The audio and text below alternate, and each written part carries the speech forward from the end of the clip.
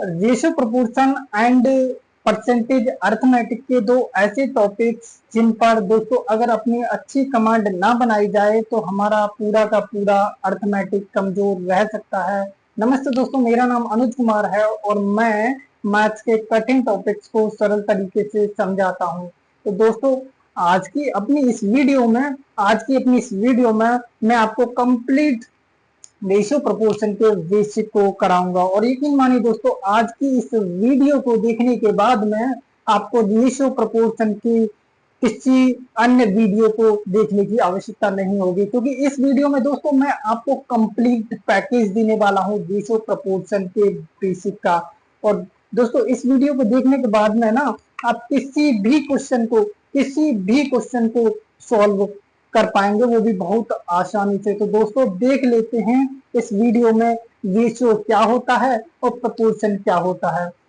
सबसे पहले दोस्तों रेशियो को समझ लेते हैं, उसके बाद में प्रोपोर्शन को समझ लेंगे। तो रेशियो क्या होता है दोस्तों उसको देख लेते हैं। सबसे पहले ये जो रेशियो होता है दोस्तों, ये जो रेशियो होता है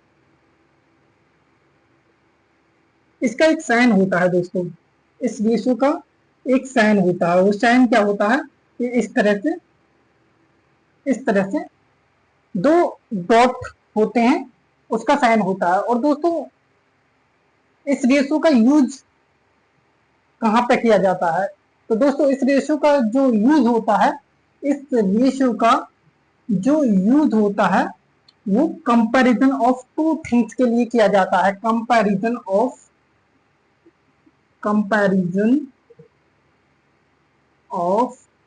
टू थिंग्स।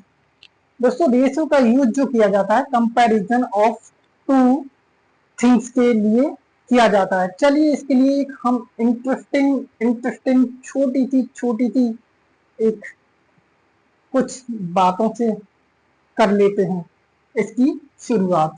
तो दोस्तों मैं यहाँ पर दो लोगों को लेना चाहूंगा। एक लेना चाहूंगा मैं राम, ये है राम, और एक लेना चाहूंगा मैं श्याम,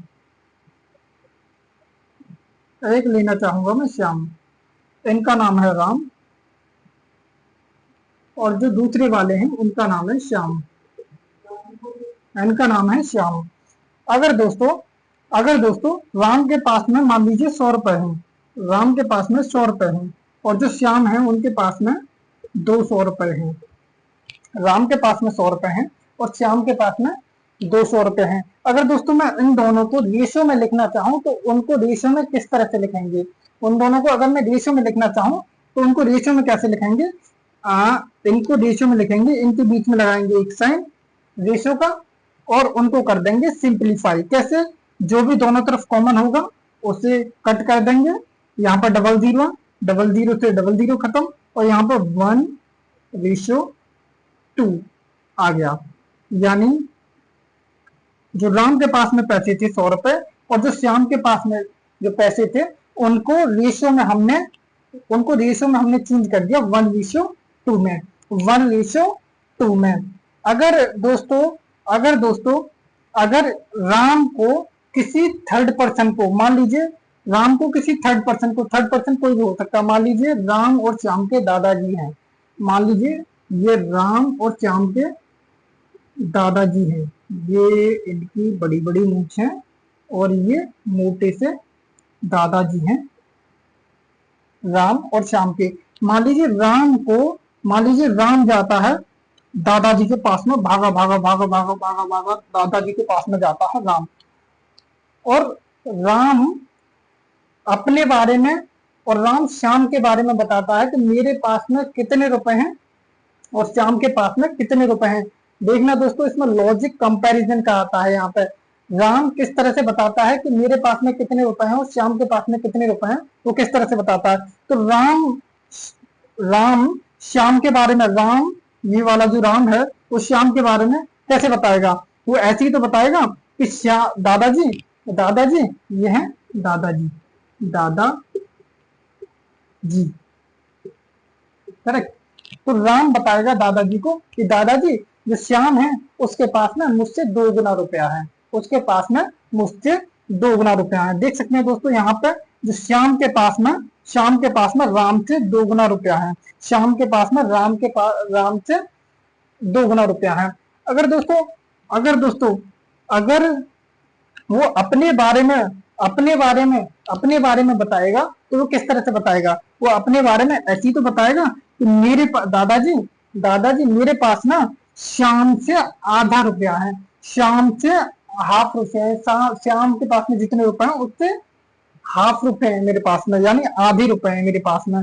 तो अगर इसी तरह से अभी तो राम गया, उसी तरह से श्याम दादाजी के पास में जाता है, उसी तरह से श्याम दादाजी के पास में जाता है और कहता है कि दादाजी मेरे पास ना राम से 2 गुना रुपया है। वो भी इसी तरह से बता सकता है और वो बता सकता है कि राम के पास ना मुझसे आधे रुपए हैं, तो दोस्तों इस तरह से क्वांटिटीज का कंपैरिजन किया जाता है। दोस्तों ये जो रेशो होता है ना उन 2 थिंग्स का निकाला जाता है जिनकी की यूनिट सेम होती है। मतलब जी हाँ, यूनिट सेम होती है। मतलब जैसे कि हम रेशो किस का निकाल सकते हैं, जैसे कि हम रेशो निकाल सकते हैं जैसे कि मैं कहूं 200 किलोमीटर, यहाँ पर 200 किलोमीटर दे रखी है और एक और हमारे पास में वैल्यू दे रखी है यहाँ पर 300 किलोमीटर। तो इन दोनों का हम रेशो इजीली काउंट कर सकते हैं क्योंकि इनकी ना यूनिट किलोमीटर में दे रखी है, यहाँ पर भी किलोमीटर में, यहाँ पर भी किलोमीटर में। तो इनको रेशियो कैसे निकालेंगे? रेशियो का साइन लगाएंगे और जो कॉमन है उसको कैलकुलेट कर देंगे। किलोमीटर से किलोमीटर खत्म और यहाँ पर 00 है, 00 से 00 खत्म हो जाएगा और यहाँ पर दोस्तों बचेगा 2:3, यहाँ पर बचेगा 2:3। इसी तरह दोस्तों हम और भी नंबर्स का रेशियो निकाल सकते हैं जिनकी की यूनिट सेम है। अगर मैं कहूं दोस्तों आपसे कि एक जो यहाँ पर 500 ग्राम मिल्क है, ठीक है। अगर मैं 500 ग्राम मिल्क का अगर मैं 600 ग्राम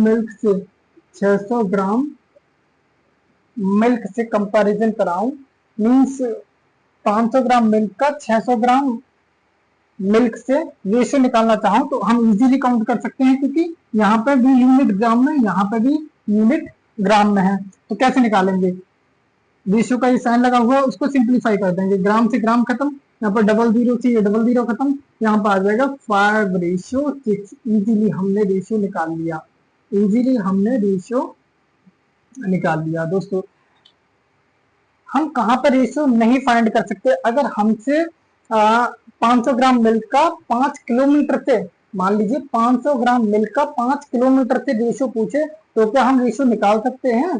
500 ग्राम मिल्क का 5 किलोमीटर से रेशियो पूछे तो क्या हम निकाल सकते हैं? जैसे कि 500 ग्राम मिल्क है और 5 किलोमीटर है तो क्या हम रेशियो निकाल सकते हैं? तो आप कैसे करेंगे दोस्तों?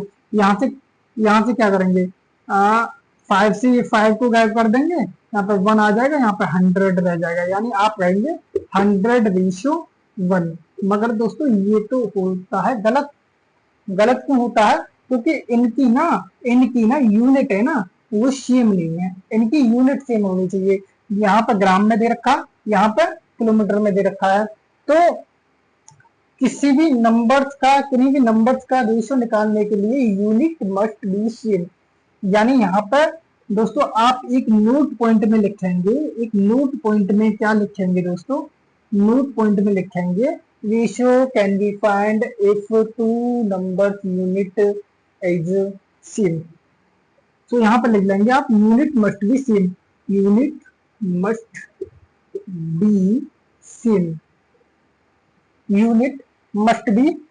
सेम। तो दोस्तों इस तरह हम किन्हीं भी नंबर्स का रेशियो निकाल सकते हैं जिनकी यूनिट सेम होती है, किन्हीं भी नंबर्स का कंपैरिजन कर सकते हैं जिनकी यूनिट सेम होती है। तो दोस्तों ये था रेशियो के बारे में थोड़ी सी जानकारी। उसके बाद में दोस्तों हम जानकारी लेंगे अब प्रोपोर्शन क्या होता है। प्रपोर्शन क्या होता है उसके बारे में भी दोस्तों हम जानकारी लेंगे। बस अब आप चाहें तो इसका एक बार स्क्रीनशॉट ले सकते हैं।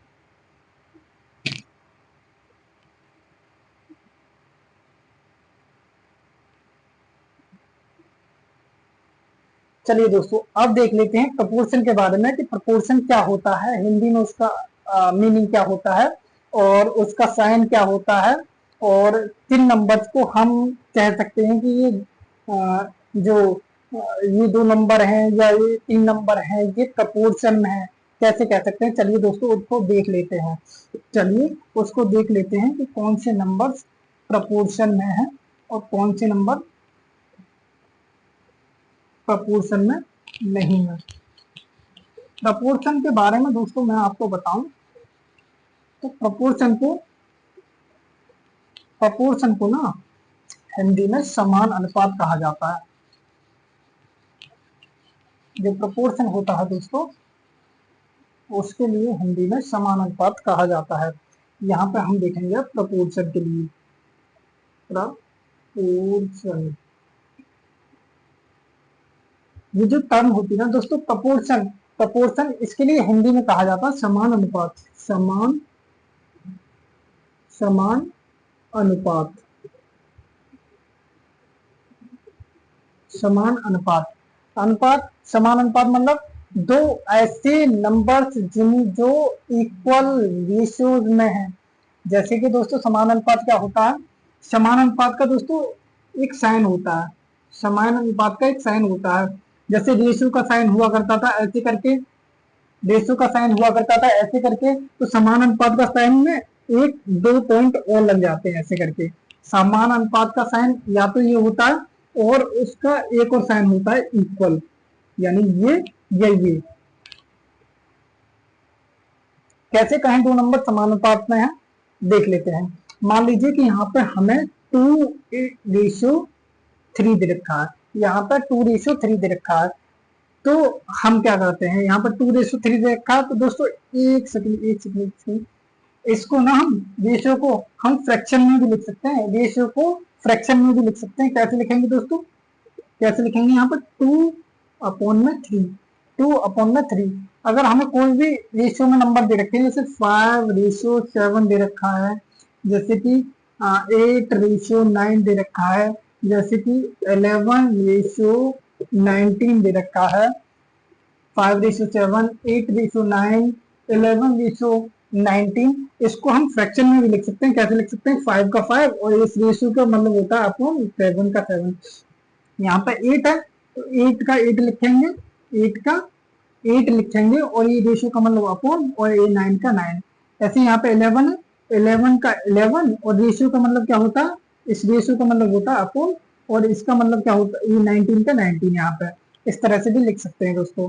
चलिए हमारा टॉपिक था कि समानुपात किसे कहा जाता है, समानुपात किसे कहा जाता है, समानुपात किसे कहा जाता है, यानी प्रपोर्शन किसे कहा जाता है। अब मान लीजिए 2:3 में कोई नंबर है, 2:3 में क्वांटिटीज का कंपैरिजन किया गया है, तो उसको लिख लिया हमने 2/3। अगर इसको मैं 4:6 लिख दूं, इसको मैं 4:6 लिख दूं, तो क्या ये दोनों नंबर समानुपात में होंगे, बिल्कुल होंगे दोस्तों, क्योंकि इसको हम सिंप्लीफाई कर सकते हैं। यहाँ पर 2 2 जा 4 और 2 3 जा 6। देखिए दोस्तों यहाँ पर 2:3 में, यहाँ पर भी 2:3 में ही ये दोनों नंबर आ गए, इसलिए हम कह सकते हैं 2:3 4:6 आर इन प्रपोर्शन। इसलिए हम क्या कह सकते हैं, यहाँ पर हम क्या कह सकते हैं 2:3, क्या कह सकते हैं यहाँ पर 2 2 3 4 and 6 are in proportion,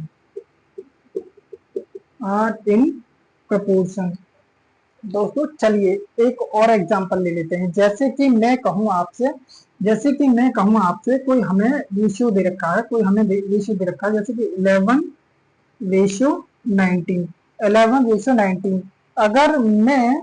अगर मैं इसको कुछ इस तरह से लिख दूं, इसको मैं कुछ इस तरह से लिख दूं ठीक है, एक सेकंड, इसको मैं कुछ इस तरह से लिख दूं। एक मिनट, एक मिनट,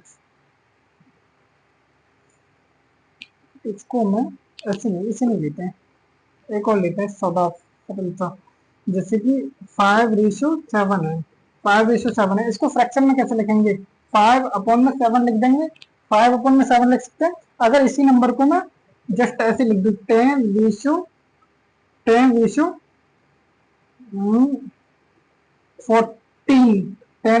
लिख दूंगा इस नंबर को, यानी 5:7 है, इसको 10:14 लिख दिया मैंने।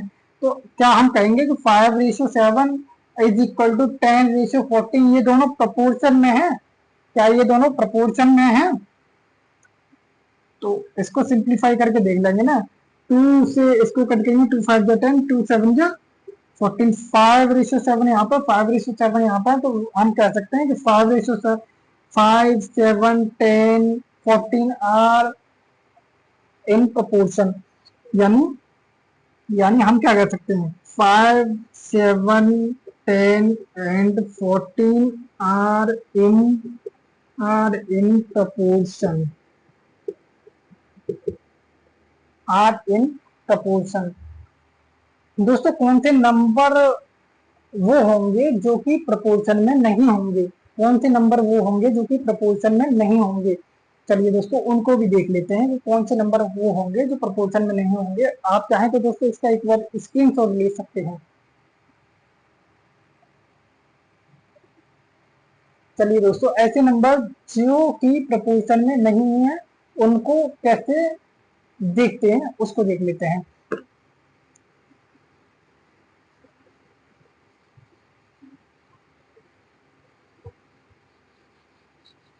सपोज करो दोस्तों, सपोज करो मैं एक एग्जांपल लेता हूँ, जैसे कि मैं लेता हूँ, मैं लेता हूँ 5:7 का एग्जांपल लेता हूँ, ठीक है, 5:7 का एग्जांपल लेता हूँ, और मैं कह रहा हूँ 5:7 आर इन 5:7 प्रोपोर्शन में है, यानी इक्वल है 10:15 के। 5:7 10:15 के इक्वल है, यानी हम कहें 5:7 10:15 के इक्वल है, यानी प्रोपोर्शन में है। ये दोनों प्रोपोर्शन में है। आप बता सकते हैं कि ये दोनों प्रोपोर्शन में है? दोस्तों ये दोनों प्रोपोर्शन में नहीं है, क्योंकि यहाँ पर कोई भी कॉमन नंबर नहीं है जिससे कि कट जाएगा। यहाँ पर 5 है, यहाँ पर 5:7 है, यहाँ पर 10:15 है, तो यहाँ पर कोई भी नंबर ऐसा है नहीं जिससे कि एक ही नंबर से, मतलब जैसे हम सिंप्लीफाई करें यार इसको, मान लीजिए 5 2 10 और 5 3 15, यहाँ पर 5:7 है, यहाँ पर 2:3 है, करेक्ट, 5:7 है, 2:3 है, क्या ये दोनों नंबर रेशियो इक्वल है? नहीं है ना, तो इसलिए ये दोनों प्रपोर्शन में नहीं होंगे। चलिए दोस्तों अब आते हैं उन कॉन्सेप्ट के ऊपर, उन ट्रिक्स के ऊपर जिनका इस्तेमाल करके हम किसी भी क्वेश्चन को, रेशियो एंड प्रोपोर्शन के किसी भी क्वेश्चन को इजीली सॉल्व कर पाएंगे। उन ट्रिक्स, उन कॉन्सेप्ट्स के ऊपर चलते हैं दोस्तों। चलिए देख लेते हैं वो ट्रिक्स और कॉन्सेप्ट क्या है। चलिए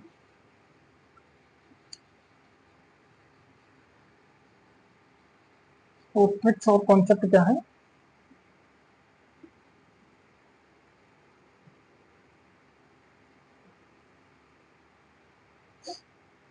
एक सेकंड दोस्तों, एक सेकंड, एक सेकंड, एक सेकंड, बस एक सेकंड, एक सेकंड।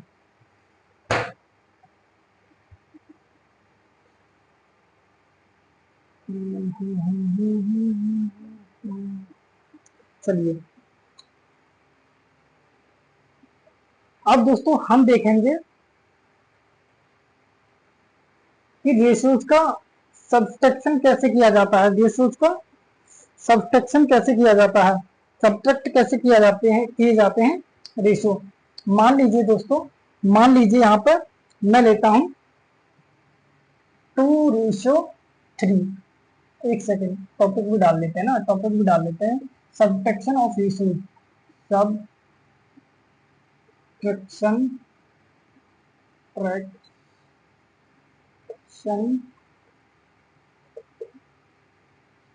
of ratios,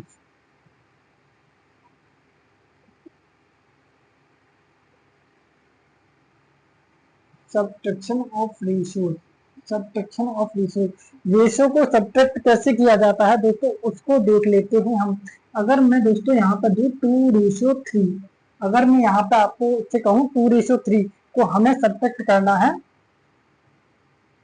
4:5, इन दोनों को हमें सब्ट्रैक्ट करना है, यानी इन दोनों को हमें सब्ट्रैक्ट करना है। तो आप दोस्तों इजीली इसको सब्ट्रैक्ट कर सकते हैं। आप कहेंगे 4 -2, यहाँ पर 2 आ जाएगा और रेशियो 5 में से 3 को लेस कर देंगे, यहाँ पर 2 आ जाएगा, यानी 2:2 इज द आंसर।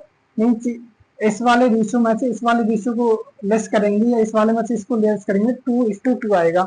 इसी तरह दोस्तों अगर यहाँ पर 4:9 है और 5 और 9:14 है, 4:9 है, 4:9 है और 5:14 है, इसको आप सब्ट्रैक्ट करेंगे तो कैसे करेंगे? इसको आप सब्ट्रैक्ट करेंगे तो क्या निकालेंगे? अब देखो यही है ना, चलो एक मिनट, एक मिनट, एक मिनट,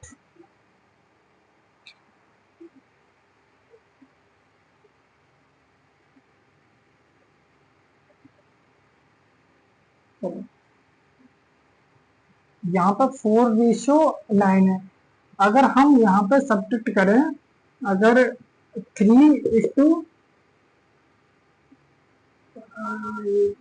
9:14 सब्ट्रैक्ट करें, चलो 9:14 हमें सब्ट्रैक्ट करना है, तो आप इजीली कैसे सब्ट्रैक्ट कर देंगे? इजीली कैसे सब्ट्रैक्ट करेंगे आप? यहाँ पर 9 - 4 करेंगे, यहाँ पर 5 आ जाएगा, रेशियो 14 - 9 करेंगे, कितना आ जाएगा? 14 - 9, 9 5 14, यानी 5:5 आ जाएगा।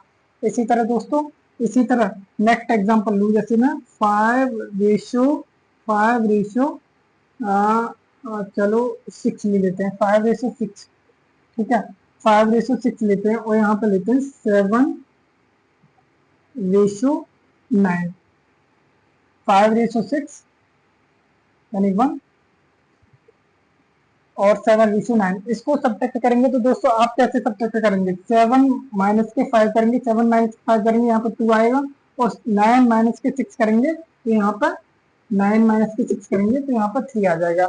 आप कहेंगे 2:3 सब्ट्रैक्ट करने के बाद में आएगा, मगर ये दोस्तों होगा रॉन्ग, मगर ये दोस्तों होगा रॉन्ग। इसके रॉन्ग होने के पीछे रीजन क्या है कि इनका जो इंटरनल गैप है ना, यहाँ पर देखो इंटरनल गैप है ना, इंटरनल गैप है ना यहाँ पर, वो यहाँ पर 1 है, करेक्ट। और यहाँ पे इंटरनल गैप कितना, यहाँ पे इंटरनल गैप कितना 2 है, 7 8 9, 8 9 2 का गैप है, यहाँ पर 5 1 6, ठीक है, यहाँ पर 1 का गैप है, यहाँ पर 2 का गैप है। तो हमें दो रेशियो को सब्ट्रैक्ट करना होता है, तो सबसे पहले हमें ये देख लेना होता है कि उन दोनों के इंटरनल गैप सेम है। अगर उनके इंटरनल गैप सेम है तो हम इजीली सब्ट्रैक्ट कर सकते हैं। अगर उनके इंटरनल गैप सेम नहीं है तो हम उनको इंटरनल गैप, मतलब उनके इंटरनल गैप से उनको सेम करना होता है हमें।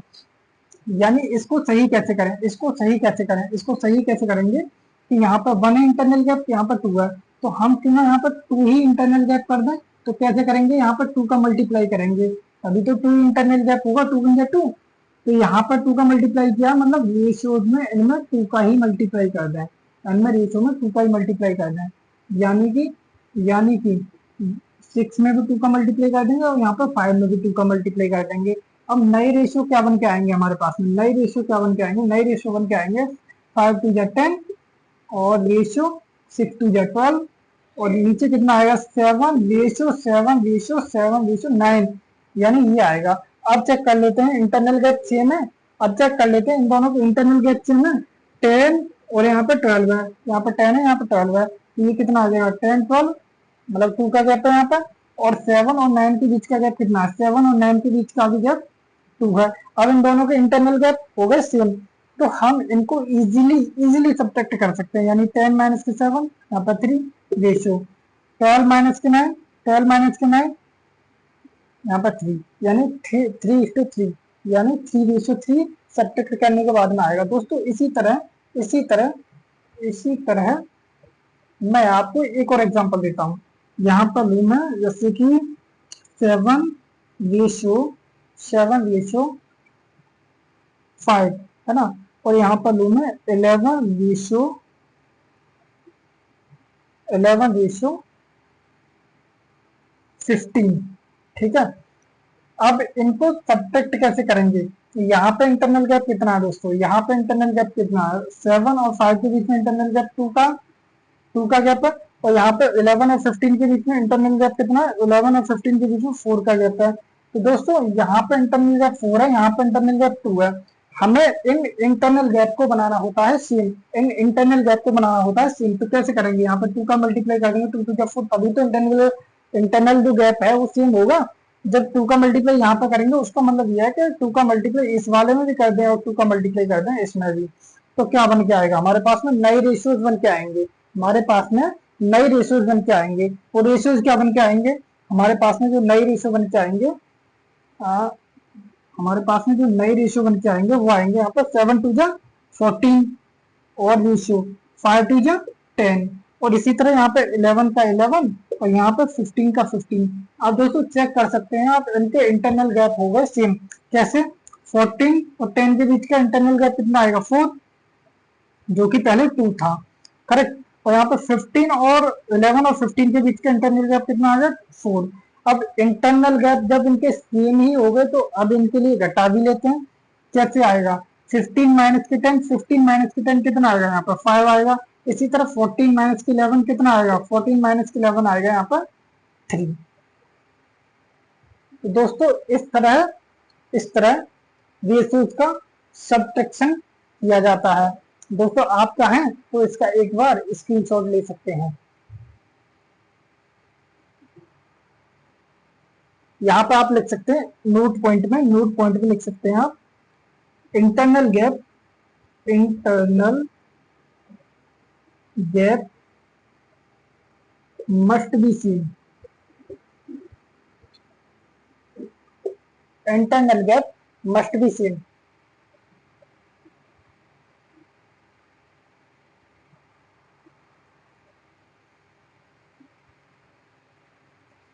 चलिए दोस्तों, अब आते हैं न्यू कॉन्सेप्ट की तरफ, जो कि हमें बड़े बड़े क्वेश्चंस को, रेशियो प्रोपोर्शन के बड़े बड़े क्वेश्चंस को जब हम सॉल्व करेंगे, तो वो उनके क्वेश्चंस के बीच बीच में हमें इस तरह के कॉन्सेप्ट मिलेंगे जिनको कि हमें पहले से ही आना चाहिए। चलिए इसको साफ कर देते हैं, और जो हमारा आगे वाला जो कॉन्सेप्ट है उसको देख लेते हैं। आगे वाला जो हमारा कॉन्सेप्ट है उसको देख लेते हैं। आगे वाला जो कॉन्सेप्ट है ये क्या करता है उसको देख लेते हैं।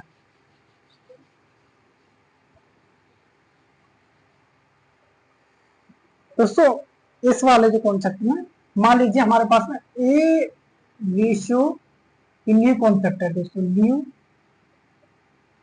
Concept, correct. मान लीजिए इसमें ए रेशियो बी की वैल्यू हमारे पास में 2:5 दे रखी है।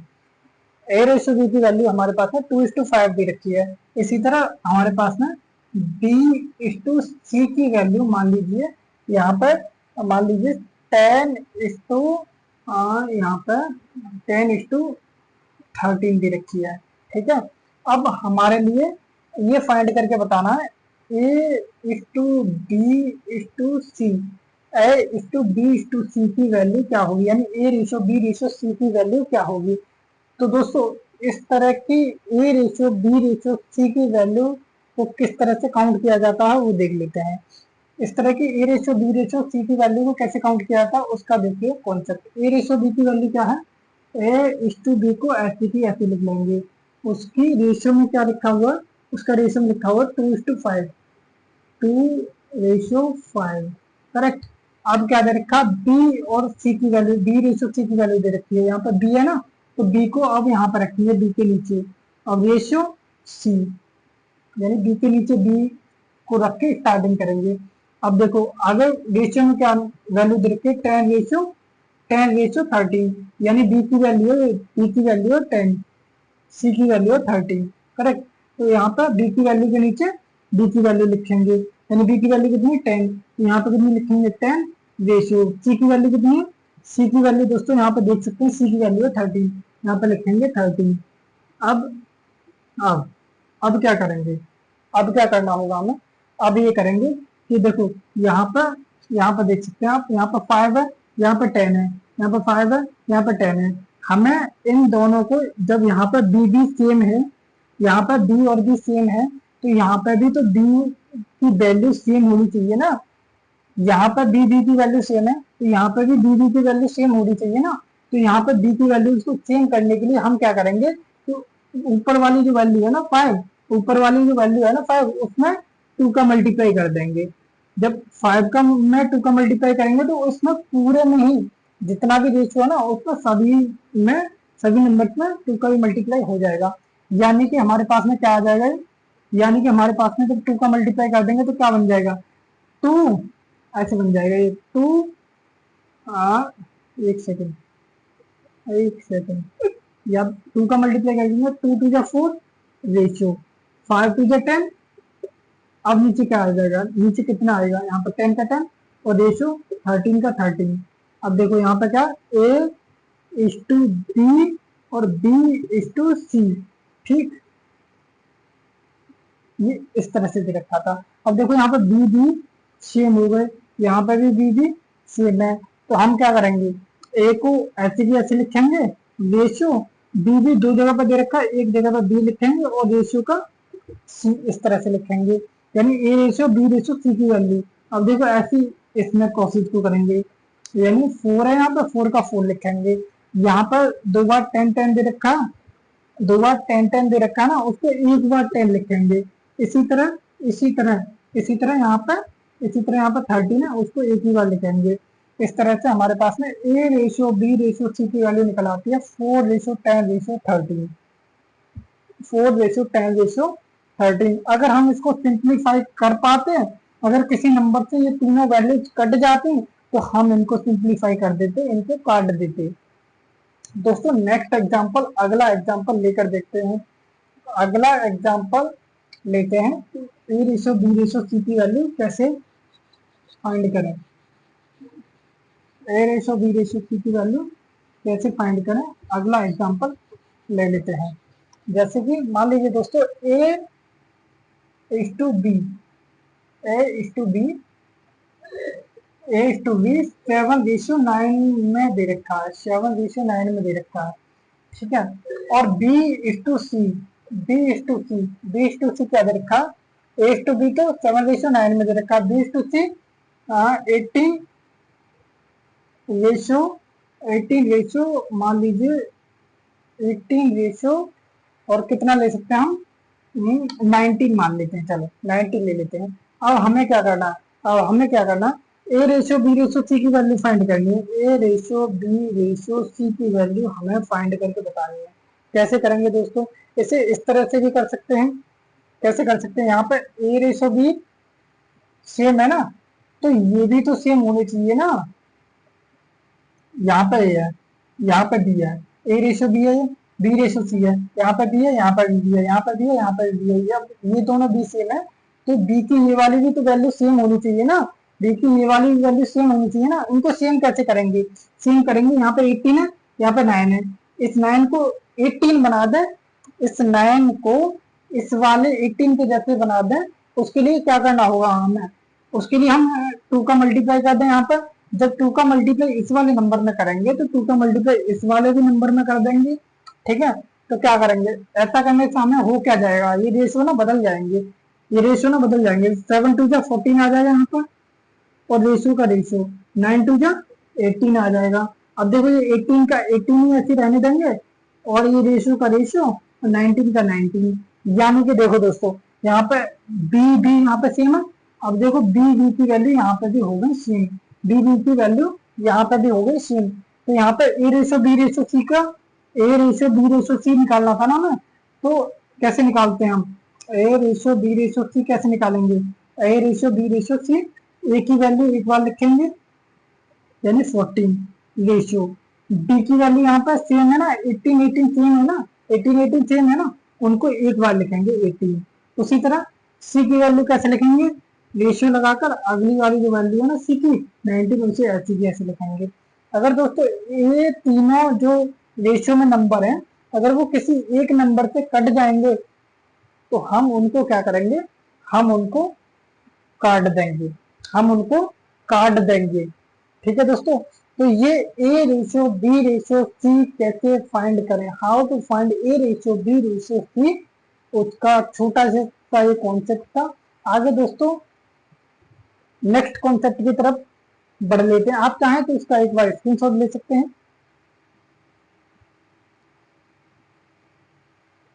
चलिए दोस्तों, हमारा नेक्स्ट कॉन्सेप्ट क्या है कि ए रेशो बी रेशो सी अगर हमें किसी और सिचुएशन में दे रखे हो तब कैसे फाइंड करें। चलो उसको भी देख लेते हैं, चलो उसको भी देख लेते हैं। अगर दोस्तों हमें ए मान लीजिए 2a is equal to 3a के फॉर्म में दे रखा है, 2a इक्वल में 3a के, एक सेकंड, 2a इक्वल में 3b के फॉर्म में दे रखा है, तो हमें a रेशो b फाइंड करना है। a रेशो b कैसे फाइंड करेंगे, a रेशो b कैसे फाइंड करेंगे, देखो दोस्तों a अपॉन में b, a रेशो b मतलब a रेशो b या a अपॉन में b, एक ही बात होती है ये, a रेशो b या a अपॉन में b एक ही बात होती है ये। तो हमें क्या करना है, चलो a रेशो b फाइंड करना है हमें। तो यहाँ पर देखेंगे, देखो यहाँ पर a की वैल्यू, a के सामने जो भी नंबर है ना, a के सामने जो भी नंबर है ना उसको उसके सामने लिख देंगे ऐसे 3। अब ये जो b के जो वैल्यू है ना बची हुई उसको b के सामने लिख देंगे ऐसे 2। जैसे कि चलो दोबारा समझाते हैं ना, दोबारा बताते हैं। जैसे कि यहाँ पर दे रखा है 2a, यहाँ पर 2a दे रखा है, इक्वल में यहाँ पर दे रखा है 3a, ठीक है 3b, 3b। तो a रेशो b की वैल्यू कैसे फाइंड करते हैं, यहाँ पर a है ना, यहाँ पर 2 है, 2 का 2 और a का 1 है ना, और यहाँ पर कितना 3b है, तो मल्टीप्लाई, ये मल्टीप्लाई में है ना 3, तो मल्टीप्लाई ना में ना 3 मल्टीप्लाई b, तो मल्टीप्लाई की नंबर हमेशा डिवाइड में आती है, क्योंकि हमें ए रेशियो भी फाइंड करना है तो बी को नीचे ले आएंगे, इधर क्या रह गया 3 रह गया। अब यहाँ पे क्या है, यहाँ पर 2 मल्टीप्लाई में ना 2 मल्टीप्लाई ए अपन में भी, तो यहाँ पर ये 2 है ना उसको नीचे ले आएंगे इस 3 के, मल्टीप्लाई की नंबर डिवाइड में चली जाती है हमेशा, यानी ए रेशियो बी की वैल्यू हमारे पास में, ए रेशियो बी की वैल्यू आ गई हमारे पास में 3 अपॉन में 2 आ गई। इसी तरह दोस्तों, इसी तरह दोस्तों अगर हमारे पास में अगर अगर हमारे पास में 2a 3b और 4c इस तरह से दे रखा है, 2a इक्वल में 3b इक्वल में 4c, 2a इक्वल में 3b इक्वल में 4c इस तरह से दे रखा है, तो हम a ratio b ratio c, a ratio b ratio c कैसे फाइंड करेंगे, ए रेशो बी रेशो सी कैसे फाइंड करेंगे, उसके लिए क्या करेंगे दोस्तों, हम इन तीनों का ना, हम इन तीनों का ना क्या लेंगे, एलसीएम ले लेंगे, एलसीएम, यानी एलसीएम लेंगे, एलसीएम किनका, 2 का 3 का और 4 का, 2 का 3 का और 4 का जो एलसीएम लेंगे वो आएगा 12, एलसीएम लेंगे वो आएगा 12, ठीक है। तो दोस्तों हम ए रेशो बी रेशो सी की वैल्यू फाइंड करनी है हमें, तो हम क्या करते हैं, हम क्या करेंगे, हम क्या करेंगे, इन सभी में ना जो एलसीएम आया ना उसका डिवाइड कर देंगे, उसका डिवाइड कर देंगे, और जो भी नंबर काटेंगे ना, जो भी कटने के बाद में आएगा, जैसे 2 6 जा 12, 3 4 जा 12 और 4 3 जा 12, यानी कि ऊपर से तो नंबर ये उड़ गए, यानी ये ऊपर से तो नंबर खत्म, ऊपर से तो नंबर ये खत्म, ठीक है, नीचे वाला 12 भी खत्म, ठीक है, ऐसे 12 भी, ऐसे 12 भी खत्म हो जाएगा, यानी ए रेशो बी रेशो सी, अब इजीली बता सकते हैं हम 6 रेशो 4 रेशो 3 है, 6:4:3 है। अगर दोस्तों ये किसी एक पर्टिकुलर नंबर से कट जाता है तो इसको हम काट भी सकते हैं, सिंप्लीफाई भी कर सकते हैं रेशो को। अगर दोस्तों इसी तरह हमें कुछ और दे दिया जाए, इसी तरह हमें कुछ और दे दिया जाए, जैसे कि इसी को लेते हैं 2a इक्वल में 3b इक्वल में 4c। ए रेशो बी रेशो सी फाइंड करना नेक्स्ट वे भी है इसका फाइंड करने का। क्या है वो नेक्स्ट तरीका, उसको देख लेते हैं। ये है ऐसे समझ लो आप, इस अप्रोच का नाम हम दे देते हैं hide and seek approach. Hide and seek approach, hide and seek approach यानी लुका छुपी अप्रोच। तो दोस्तों इससे किस तरह से ए रेशो बी रेशो सी की वैल्यू फाइंड की जाती है उसे देख लेते हैं। इसमें क्या करना होता है हमें दोस्तों कि हमें किसी भी एक नंबर को, जैसे हमें एक ही रेशनल वैल्यू निकालनी है, हमें एक ही रेशियो में वैल्यू निकालनी है, तो क्या करेंगे, हम ए को छुपा लेंगे और इसका क्या करेंगे, इन दोनों को कर देंगे मल्टीप्लाई। ए को छुपा लेंगे ना, हम ए को छुपा लेंगे तो 3 4 जा यहाँ पर कितना आएगा 12। ठीक है, अब हमें डी की रेशियो में वैल्यू निकालनी है, तो क्या करेंगे, हम डी को छुपा लेंगे और इन दोनों का मल्टीप्लाई कर देंगे। 2 का मल्टीप्लाई 4 में कर देंगे, 2 4 जा 8। अब हमें सी की रेशियो में वैल्यू चाहिए तो सी को छुपा लेंगे और जो भी बचे उनका मल्टीप्लाई कर देंगे। 2 का 3 में कर देंगे, 2 से 3 जा 6, 2 3 जा 6। चलिए दोबारा से बताता हूँ, ठीक है, दोबारा से बताता हूँ। अगर हमें एक ही वैल्यू चाहिए, हमें फाइंड तो ए रेशो बी रेशो सी करना ना, एक ही वैल्यू चाहिए तो हम क्या करेंगे, ए को छुपा लेंगे और इस वाले 3 और इस वाले 4 का मल्टीप्लाई कर देंगे, जो भी बचता है उसका मल्टीप्लाई कर देते हैं, यानी 3 4 जा, जब ए को छुपा लिया तो 12 आ गया, यानी ए की रेशियो में वैल्यू आ गई। अब हम बी की वैल्यू चाहिए तो क्या करेंगे, उसको बी को छुपा लेंगे और 2 और 4 का मल्टीप्लाई कर देंगे, 2 4 जा 8। इसी तरह हमें सी की रेशियो में वैल्यू चाहिए, तो हम सी को छुपा लेंगे और जो भी बचा है उनका मल्टीप्लाई कर देंगे। 2 का मल्टीप्लाई 3 करेंगे, 2 3 जा 6, यानी 12:8:6। अगर दोस्तों ये तीनों नंबर किसी एक पर्टिकुलर नंबर से अगर सिंप्लीफाई हो जाएंगे, अगर डिवाइड हो जाएंगे तो उनको डिवाइड कर देंगे। चलिए, अगर हम जानते हैं 2 से डिवाइड हो जाएंगे, 2 6 जा 12, 2 4 जा 8 और 2 3 जा 6, यानी कि ए रेशो बी रेशो सी की जो वैल्यू आई है, ये किसकी वैल्यू है, ए रेशो बी रेशो सी की वैल्यू आई है, वो 6:4:3 आई है दोस्तों। इसी तरह हम क्या करते हैं कि हमें एक और अप्रोच होती है हमारे पास ना, उसे हम कह सकते हैं जमीन कब्जा करने वाली अप्रोच के नाम से जान सकते हैं उसके लिए। तो वो अप्रोच क्या होती है, उससे ए रेशो बी रेशो सी या ए रेशो बी रेशो सी रेशो डी, इनकी रेशनल मीन्स जो रेशियो में वैल्यू होती है वो कैसे फाइंड की जाती है, उस अप्रोच को भी देख लेते हैं। उसके बाद में यही हमारे कॉन्सेप्ट, मतलब यहाँ पर उस अप्रोच के बाद में हमारे सारे के सारे कॉन्सेप्ट खत्म हो जाएंगे और हम सवालों पर बढ़ जाएंगे। और देखना दोस्तों, यही कॉन्सेप्ट ना आपको सवालों के बीच में मिलेंगे और आप इजीली सवालों को सॉल्व कर पाएंगे। चलिए दोस्तों, वो जमीन कब्जा करने वाली जो अप्रोच है ना, उसको भी देख लेते हैं वो क्या है।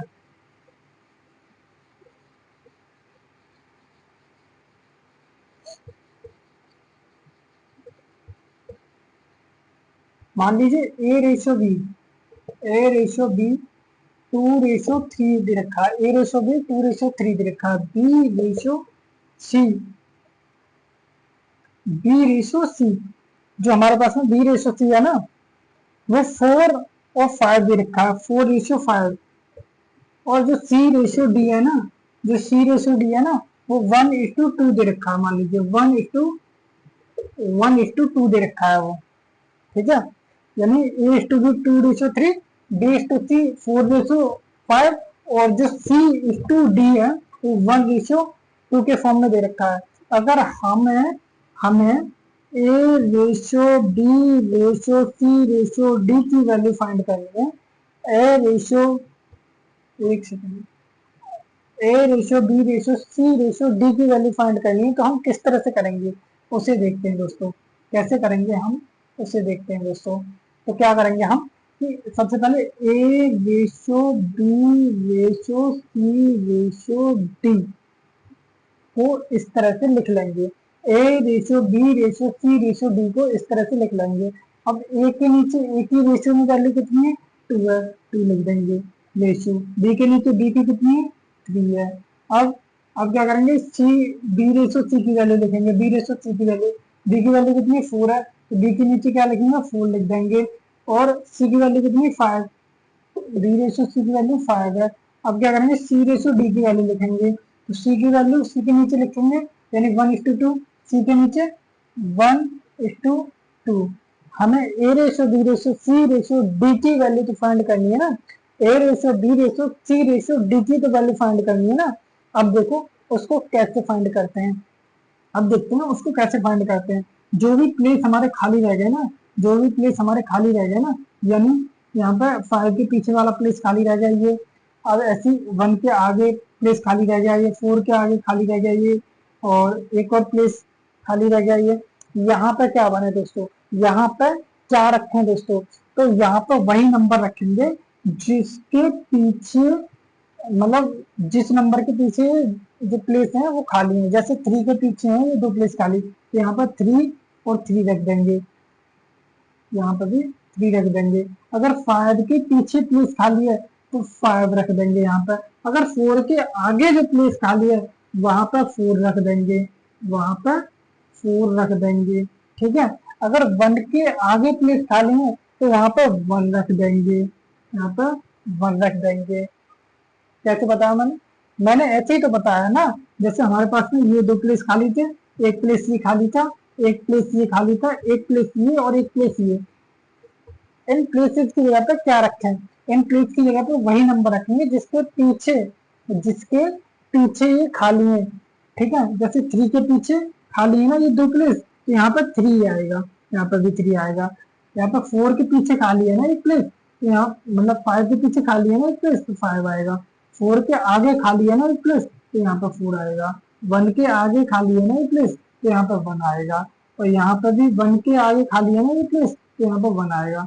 अब दोस्तों A:B:C:D की वैल्यू कैसे फाइंड करते हैं, इनका वर्टिकली ऐसे करके वर्टिकली मल्टीप्लाई करते हैं।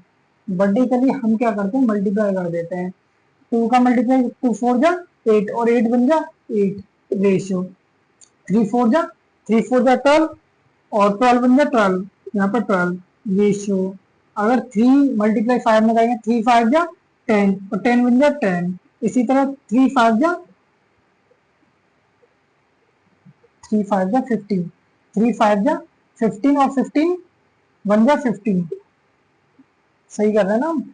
और रेशियो 3 5 जा 15, और 15 2 जा 30, 2 4 जा 8, 8 1 जा 8, और 3 4 जा 12, 12 1 जा 12, और 3 5 जा 15, और 15 1 जा 15, 3 5 जा 15, 15 2 जा 30।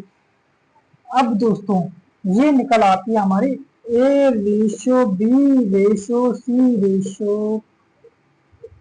की फ्रैक्शनल वैल्यू। अगर ये तीनों रेशियो में जो वैल्यू है वो किसी एक पर्टिकुलर नंबर से कट जाएंगी तो उनको काट देंगे, अगर नहीं कटेंगी ये दोनों नंबर तो उनको सिमिलरली ऐसे के ऐसे ही रहने देंगे।